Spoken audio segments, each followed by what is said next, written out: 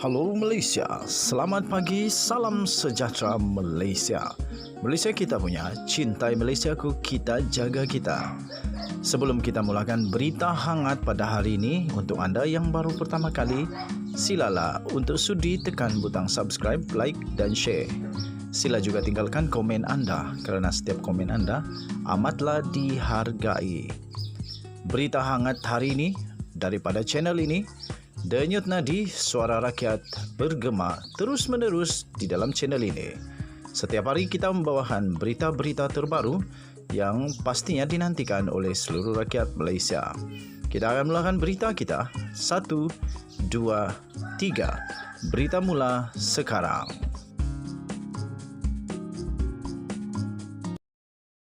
Salam sejahtera Malaysia, selamat tengah hari, selamat petang. Berita terkini daripada sahbudin.com.net, menanti meletusnya perang besar dalam UMNO. 1 November 2022. Malam ini akan berlangsung majlis pengumuman calon-calon BN bagi menghadapi PRU15 pada 19 November depan. Majlis yang akan berlangsung di WTC KL jam 8.30 malam ini adalah serentak dengan majlis pengumuman calon-calon PN yang turut diadakan di MITEC di Jalan Duta. Meskipun dua acara bakal berlangsung serentak malam ini, tetapi gelora dan ribut nampaknya lebih dulu mengombak di pantai UMNO. Berikutan, ramai calon yang bertaraf menteri dan timbalan menteri diberitakan akan digugurkan. Sehingga ini, dua menteri iaitu Syahidan Kasim dan Anwar Musa melalui hantaran di media sosial masing-masing dengan jelas membayangkan mereka telah kena pancung dan tidak lagi dicalonkan. Malah Syahidan yang juga Menteri Wilayah Persekutuan mengumumkan penutupan bilik gerakan Barisan Nasional di Arau dengan serta-merta dan semua bendera diturunkan sebagai tanda yang beliau gambarkan kesedihan yang amat sangat terhadap diri dan penyokongnya. Katanya dalam tulisan itu, malam ini malam kesedihan yang teramat sangat. Semua bilik gerakan Barisan Nasional Parlimen Arau telah ditutup dan bendera telah diturunkan. Kali pertama dalam sejarah. Anwar pula mempertikaikan cara pemilihan calon kali ini dengan peranan top 5 UMNO seolah-olah diketepikan dan bakal calon telah dipanggil oleh pimpinan atasan untuk menandatangani dokumen dan aku janji tertentu sejak 2 hari lalu. Gambarannya ialah Menteri Komunikasi dan Multimedia itu tidak dipanggil sama sekali untuk menandatangani dokumen serta aku janji berkenaan. Di media sosial dan berdasarkan cakap-cakap dalam UMNO sendiri, didapati sekurang-kurangnya ada 8 pemimpin lain turut disebut bakal tercicir dalam pengumuman malam ini. Dikatakan mereka ialah Noh Omar, Tanjung Karang, Dr. Adam Baba, Tenggara, Halimah Sadiki, Kota Tinggi, Tajuddin Abdul Rahman, Pasir Salak, Zahidi Zainul Abidin, Padang Besar, Salim Sarif, Jempol, Ismail Abdul Muttalib, Maran dan Mastura Muhammad Yazid, Kuala Kangsar. Begitupun melihat kenyataan daripada Presiden UMNO, Zahid Hamidi, sebelum ini yang menyebut BN akan menampilkan 70% muka baru pada PRU15 kali ini, ia dengan sendirinya bermakna lebih ramai lagi, wakil rakyat sedia ada mungkin akan digugurkan. Dan melihat kepada nama-nama yang telah bakal dipancung itu, ramai yang menjangka perang besar akan berlaku dalam UMNO selepas ini.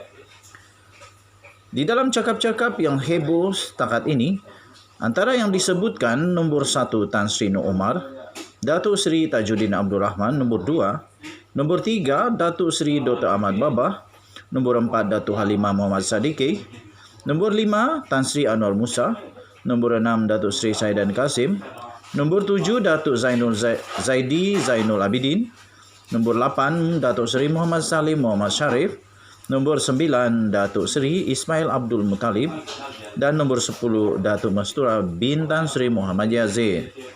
Kata mereka kalau Syahidan boleh menutup bilik gerakan sebagai tanda protes, takkan Anwar, Noh, Tajuddin dan yang lain-lain hanya berdiam diri saja bila kena sembelih dengan Presiden UMNO. Menjadi percakapan yang meluas juga kononnya, perombakan besar-besaran dalam pemilihan calon kali ini ialah untuk memastikan Zahid Hamidi sebagai Presiden UMNO dan pengerusi BN mempunyai lebih cengkaman terhadap ahli-ahli parlimen yang menang nanti agar sentiasa akur dan mendengar cakapnya. Ramai yang menafsirkan ia bukan saja agar susunan kabinet selepas ini memihak kepadanya, malah dikatakan tidak mustahil sebagai sebahagian perancangan untuk mengambil alih kerusi parlimen. Maafkan saya, mengambil alih kerusi Perdana Menteri. Cuma soalnya, jika banyak protes berlaku dan mereka yang digugurkan itu bertindak melakukan sabotaj, bagaimana BN mahu memenangi PRU15 akan datang? Dan seterusnya untuk membolehkan Zahid Hamidi berjaya dalam perancangannya itu. Apa yang berlaku dalam UMNO bermula esok, iaitu selepas calon-calon diumumkan dan mereka yang digugurkan sudah diketahui, adalah sesuatu yang menarik untuk ditunggu serta diperhatikan sehingga hari pengundian pada 19 November nanti. Apakah akan berlaku perang besar dalam UMNO? Wujudkah sabotaj besar-besaran? Bagaimana jika mereka yang digugurkan itu bertanding bebas dan mampukah Zahid Hamidi menangani krisis tersebut? Seterusnya memastikan BN muncul sebagai parti yang dominan untuk membentuk sebuah kerajaan yang makmur dan stabil dalam keadaan UMNO sendiri tidak stabil disebabkan ramai yang digugurkan itu. Atau semua ini suatu petunjuk bahawa BN bakal kalah sekali lagi? Ditulis oleh Sahbudin Husin 1 November 2022. Sekian berita, denyut nadi suara rakyat terus bergema di channel ini. Jangan lupa tekan butang subscribe, like dan share. Kita jumpa lagi. Bye-bye. Salam sejahtera Malaysia. Selamat malam tuan-tuan dan puan. Salam sejahtera, selamat pagi, selamat tengah hari, selamat apa-apa sajalah bagi kamu yang baru menonton video ini. Kalau kamu menonton tengah malam jugalah. Okey, tuan-tuan dan puan yang dihormati sekalian. PRU15 dan sejarah hebat yang bakal dicipta keluarga Anwar Ibrahim untuk negara Malaysia. Berdasarkan senarai calon PRU15 yang mewakili PKR yang telah diumumkan pada Jumaat yang lalu, keluarga Datuk Seri Anwar Ibrahim dengan sendirinya telah mencatat sejarah buat negara, malah bakal mencipta lebih banyak sejarah jika Pakatan Harapan menang dan berjaya menubuhkan kerajaan pada 19 November depan. Selama ini adalah perkara biasa bila ayah dan anak dipilih sebagai calon dalam sesuatu pilihan raya umum. Misalnya Tun Mahathir Mohamad dan Mukhris Mahathir, Tun Ghaffar Baba dan Tamrin Ghaffar, Lim Kit Siang dan Lim Guan Eng, Karpala Singh dan Gobind Deo, Taib Mahmud dan Sulaiman Taib, serta Anwar dan Nurul Izzah. Tetapi belum pernah 3 orang dalam satu keluarga dipilih sebagai calon. Tetapi pada PRU15 kali ini menyaksikan sejarah baru tercipta bila mana 3 orang dalam sebuah keluarga, iaitu Anwar, Wan Azizah, Wan Ismail dan Nurul Izzah secara serentak dipilih sebagai calon untuk bertanding PRU yang sama. Walaupun sebelum ini ketiga-tiganya sudah sedia memegang status sebagai ahli parlimen, tetapi mereka tidak pernah bertanding secara serentak. Wan Azizah dan Nurul Izzah bertanding dan menang di Pandan serta Pematang Pauh pada PRU tahun 2018, manakala Anwar menjadi ahli parlimen Port Dickson melalui PRK pada 2019. Dalam PRU15 kali ini, 3 pemimpin berkenaan akan bertanding serentak. Jika ketiga-tiganya menang dengan serentak pula, mereka akan mengangkat sumpah sebagai ahli parlimen. Sebelum ini, Wan Azizah dan Nurul Izzah menjadi ahli parlimen. Kedua-duanya juga boleh dikira mencipta sejarah kerana pertama kali seorang ibu dan anak perempuan secara serentak berada di Dewan Rakyat. Wow! Meskipun kali ini Wan Azizah berpindah dari Pandan ke Bandar Tun Razak dan ramai yang mempertikaikannya kerana dianggap tidak wajar lagi diletakkan sebagai calon, dikatakan memadai dengan Anwar dan Nurul Izzah saja untuk bertanding. Namun kesediaan bekas timbalan Perdana Menteri itu terus bertanding adalah suatu pengorbanan yang cukup besar sebenarnya. Beliau bukan diletakkan untuk bertanding di kawasan yang mudah. Bahkan dalam misi untuk menyingkirkan pengkhianat parti itu, yaitu Kamarudin Jaafar yang pada PRU14 telah memenangi kerusi tersebut di atas tiket PKR, tetapi kemudian melompat katak ke kolam bersatu.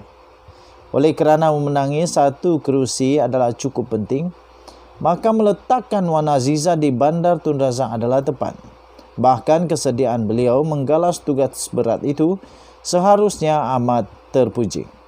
Isteri pemimpin-pemimpin lain sudah pasti tidak sedia melakukan pengorbanan dan perjuangan seperti itu kerana ramai yang lebih suka memilih kehidupan senang dan mewah tanpa melakukan apa-apa kerja yang susah. Lantaran itu, keberadaan Wan Aziza sebagai calon, meski dalam usia 70-an, haruslah diraikan serta dilihat dalam perspektif yang betul dalam usaha memastikan PH beroleh kejayaan.